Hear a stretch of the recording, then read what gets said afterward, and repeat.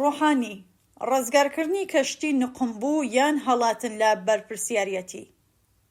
لە هەلومەرجێکدا کە مانەوەی کۆماری ئیسلامی زیاتر لە هەر کاتێکی تر کەوتووەتە مەترسیەوە، بەشێک لە هێزەکانی ناوخۆی حکوومەت کەوتوونەتە خۆ بۆ ئەوەی بە هەر شێوەیەک بێت بەر بە داڕمانی بگرن. دەرکەوتنەوەی حەسەن ڕۆحانی وەک ڕەخنەکەری سیاسەتەکانی ڕژیم و قسەکردن لە پێویستی چاکسازی بەرچاو هەر لەم چوارچێوەیەدا شیاوی تێگەیشتنە، نەک وەک دابڕان و تێپەڕبوون لە نەزمی هەبوو، بەڵکو وەک هەوڵێکە بۆ پڕکردنەوەی درزەکان و بنیاننانەوەی لانیکەمێکی ئەو هێژمۆنیە لەدەستگوێ کە ئیتر کارێکی سادە و ممکن نییە. ڕۆحانی لە کۆبوونەوەی وەزیرانی پێشووی کابینەکەیدا وتوویەتی ئامانج نابێت تەنیا بریتی بێت لە دڵخۆشکردن و هێوەرکردنەوەی خەڵک، بەڵکو دەبێ بە چاکسازیەکی بەرچاو وەڵامی داواکاریەکانیان بدرێتەوە. ئەم لێدوانە دانپێدانانێکی درەنگ وەختە بەوەی کە سیاسەتی سەرکوتی بەردەوام و بەڵێنی پوچ و بێبنەما چیتر بە تەنیا کارساز نییە و حکوومەت ناچارە بۆ درێژەدان بە ژیانی سیاسی خۆی ڕەچەتەیەکی ئیمتیازاتی کۆنتڕۆڵکراو بنێتە ناو کایەوە. ئەمە ڕێک ئەو خاڵەیە کە ڕژیم بێتوانە و دەستەوەستان وەڵامدانەوە بە داخوازیەکانی خەڵک لە نێوان سەرکوتی لە ڕادەبەدەر و فریوکاری سیاسیدا کەم و زۆر بەرچاو دەکەوێت. بەڵام مەسەلەی سەرەکی ئەوەیە کە ڕۆحانی باس لە چ چاکسازیەکی بەرچاو دەکات و ئەم چاکسازیە بڕیارە چ گرێیەک لە ژیانی خەڵک بکاتەوە.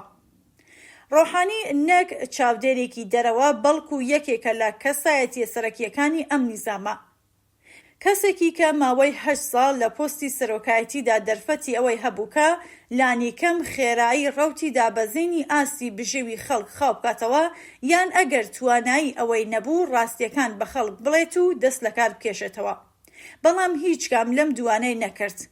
ئەو قێرانەی ئێستا هەڵاوسانی بەردەوام داڕمانی ئاسی بژێوی ژیان، بێکاری بربڵاو و پەرەسەندنی نایەکسانی لە هەمان ماوەی حکومڕانی ئەودا پەرەیان سەند.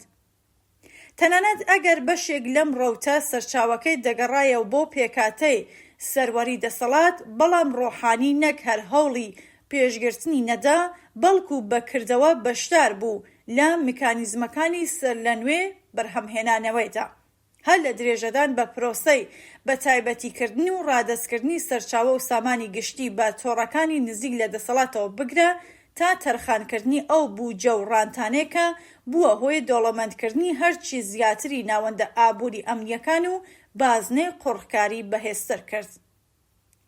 دەوڵەتی ڕۆحانی لەسەرەوە هەوڵیدا هێز و سامانی هەبوو لە نێوان کەرتە جۆراوجۆرەکانی بۆرژوازی و بەتایبەت سەرمایەداری تایبەتدا سەر لە نوێ ڕێبکاتەوە و لە خوارەوەش پلانی هەمیشەیی نەزمی زاڵ بەرەو پێش ببات. کەمکردنەوەی حەقدەستەکان، بێبەشکردنی هەرچی زیاتری چینی کرێکار و سنووردارکردنی توانایی ڕێخستنی سەربەخۆ لە کارنامەی حکوومەتەکەی ئەودا تۆمارکراوە. ئەو چاکسازیە ڕەواڵەتیەی کە ئەو قسەی لێ دەکرد هەرگیز هێڵە سوورەکانی نەزمی باڵادەستی تێپەڕ نەکرد. تەنانەت لەو کاتانەشدا کە بزوسنەوە کۆمەڵایەتیەکان هاواریان دەکرد، حکوومەتەکەی ناوبراو نەک پارێزەری ئازادی، بەڵکو بەشێک بوو لە دام و دەستگای کۆنتڕۆڵ و سەرکوت. لە ماوەی سەرۆکۆماریەکەیدا، واتە لە 1392 تا 1400 لانیکەم 3 شەپۆلی گەورەی ناڕزایەتی ڕوویدا کە لەگەڵ ئەو پەڕی درڕندەئی حکوومەت بەرەڕوو بوویەوە. بە فەرمانباری 1396 بە سەرکوتی خوێناوی خەزەڵوەری 1398 کە خوێناوی ترین سەرکوتی سەردەمی ئەو بوو و بۆ هۆیەوە نزیکەی 1500 کەس گیانیان لەدەستا و هەروەها ناڕزایەتی لێرە و لەوەی ساڵەکانی 1399 و 1400 کە دەیان کەس گیانیان لەدەستا. جگە لەوەش زۆرترین ژمارەی ئاعدامیش لە زیندانەکاندا هەر لە سەردەمی دەسەڵاتداریەتی ناوبراودا تۆمارکراوە. لە بەستێنێکی ئاوادا بەدەستهێنانی ڕەزامەندی جەماوەر، ئەویش لە زمانی یەکێک لە کۆنترین ڕوخسارە ئەمنیەکانی کۆماری ئیسلامیەوە، نەک وەرچەرخانێکی ئەخلاقی، بەڵکو هەوڵێکی داماوانەیە لە پێناو مانەوەی ئەم نیزامەدا. کەواتە دەبێت بپرسین لەسەر چ بنەمایەک بڕیارە ڕەزامەندی خەڵک پێک بهێنرێت. ئایا لەسەر بنەمای دانپێدانان بە مافی دەسەڵاتداریەتی جەماوەر، ئازادی، کۆبوونەوە و ناڕزایەتی و وەڵامدەرەوەی ڕاستەقینەی دەسەڵات، یان لەسەر بنەمای دابەشکردنەوەی سەر لە نوێ ڕاند لە نێوان کەسانی سەر بەو سیستەمە، کۆنتڕۆڵکردنی تووڕەیی و بێزاری کۆمەڵایەتی بە چەند ئیمتیازێکی سنووردار و دووبارە بنیادنانەوەی هەمان نەزمینە یەکسان. ئاماژەکان ئەوە دەردەخەن کە ڕۆحانی هێشتا لە چوارچێوەی بژاردەی دووەمدا خۆی دەبینێتەوە. ئەو ئێستاش کە وەک ڕەخنەگرێک خۆی دەردەخات لە ناوبردنی خامنەیی وەک تاوانباری سەرەکی ئەو دۆخە کارە ساتبارەی کە بەسەر زۆربەی هەرەزۆری خەڵکی ئێراندا سەپێنراوە خۆ دەبوێرێت. ئەم بێدەنگیە بەڕێکەوت نییە، بەڵکو سنووری هەمان ڕێفۆرمخوازی ناو ئەو سیستەمەیەکە نایەوێت ناوەندی سەرەکی دەسەڵات بکاتە ئامانج، بەڵکو هەوڵ دەدات دۆروبەری ئەو دەسەڵاتە ڕێبخاتەوە بۆ ئەوەی ئەو کەشتیە شکاوە لەسەر ئاو بمێنێتەوە. واقعیەت ئەوەیە کە زۆرترین قورسایی و قەیرانەی ئەمڕۆ دەکەوێتە سەر شانی کرێکاران، موچەخۆران، خانەنشینان، ژنانی کرێکار و گەنجانی بێکار، واتە ئەو چین و توێژێکە بەهای کۆمەڵایەتی بەرهەم دەهێنن، بەڵام خۆیان کەمترین بەهرە لێ وەردەگرن. لە بەرامبەردا تۆڕەکانی پەیوەست بە دەسەڵاتی سیاسی، نیزامی و ئابووری وەک هەمیشە لە ڕانت و مافی پارێزراوبوون و کەڵەکەکردنی سامان بەهرەمەندن. پێداگری ڕۆحانی لەسەر یەکڕێزی و یەکگرتوویش هەر لەم چوارچێوەیەدا مانا دەبەخشێت.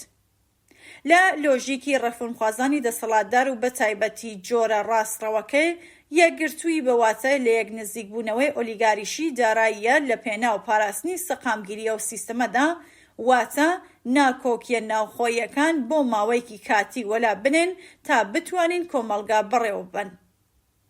ئەو چاکسازیە بەرچاوەی کە ڕۆحانی مەبەستیەتی نەک وەڵامدانەوە و چارەسەرکردنی قێرانی خەڵک، بەڵکو ڕەچەتەیەکە بۆ ڕزگارکردنی دەسەڵاتێکی کە مەشروعیەتی خۆی لە ناو شەقام و کارگە و زانکۆ و لە ژیانی ڕۆژانەی زۆرینەی کۆمەلگادا لەدەستاوە. کۆمەلگای ئێران بەتایبەت لە ئاخێزە خوێناویەکەی ئەم دوایەدا نیشانی داوەکە ئەم لۆژیکەی تێپەڕاندووە، کە لێنی نێوان جەماوەر و بلووکی دەسەڵات بە گشتی ئەوەندە قوڵ بووەتەوە کە تەنها بە ڕووخانی شۆڕەشگێرانەی کۆماری ئیسلامی پڕ دەبێتەوە.